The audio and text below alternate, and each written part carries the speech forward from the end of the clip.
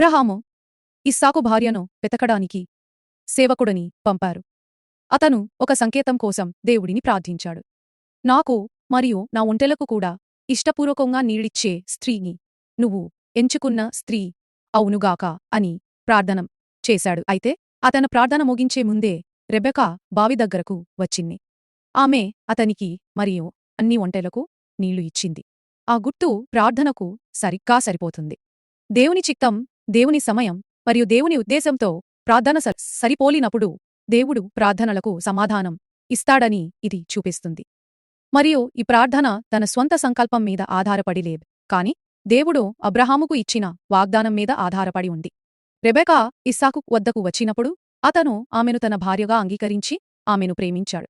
కాబట్టి దేవుని చిత్తం రెబెకాను ఇస్సాకు వద్దకు తీసుకురావడమే కాకుండా దేవుడు ఇస్సాకు హృదయంలో ఆమె పట్ల ప్రేమను కూడా ఉంచాడు. దేవుని చిత్తమున్నప్పుడు మానవ హృదయాలు కూడా స్పందిస్తాయని ఇది చూపిస్తుంది. Please subscribe.